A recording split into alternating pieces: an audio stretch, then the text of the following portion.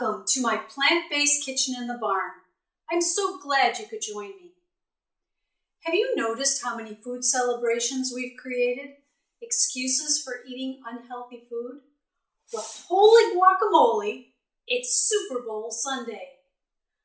I'm going to show you how to make some tasty game day snacks that are healthy, fun to make, and won't leave you with the arteries and girth of a linebacker.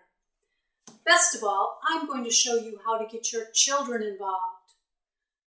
Guacamole, salsa, and tortilla chips are game day staples, right?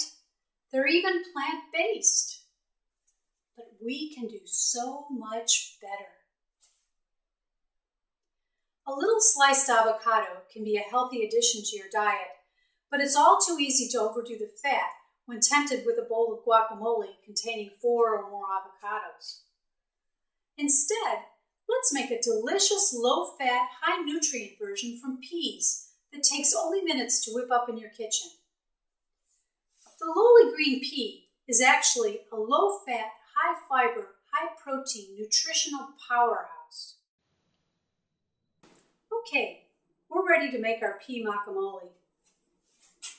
Start with 2 cups of frozen green peas. Rinse them under cool water just until they start to defrost and drain well. You'll want about 2 cloves of garlic minced and about 2 tablespoons of lemon juice. Don't worry about being exact. This is an art, not a science. And you'll want a handful of cilantro or parsley, whichever you prefer. Don't worry about removing the stems. Next, we'll put our ingredients into our Vitamix container. Okay, now let's put our cover on, get our tamper ready, and start it out on slow. And we're going to process this just until we can't see any more stems from the cilantro.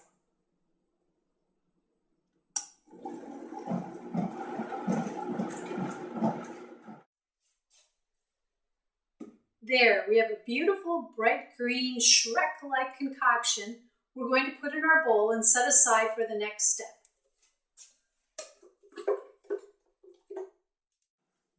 There is a workaround for this recipe if you don't have a Vitamix. That's right, a good old-fashioned potato masher and a little bit of elbow grease. Just make sure that you get the kids into the kitchen for this part because smashing peas is just way too much fun. There, after a whole lot of fun and a little bit of splattering, you'll end up with something that looks like this. The next step involves chopping. The thing about plant-based eating is that vegetables often need chopping, and chopping means knives. We teach our children not to touch sharp knives, and we send them a safe distance away when we are slicing or chopping. But don't send the kids away. Get them involved.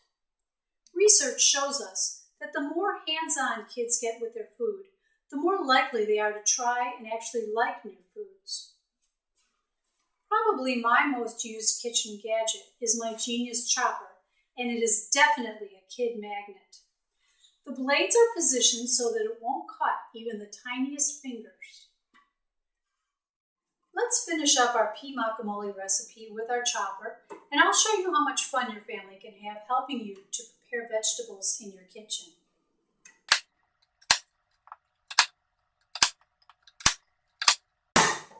You can go really fast.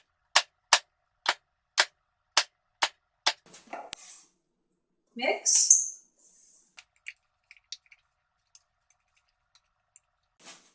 And here's a final look at our amazingly nutritious pea guacamole. I like to call it world peas.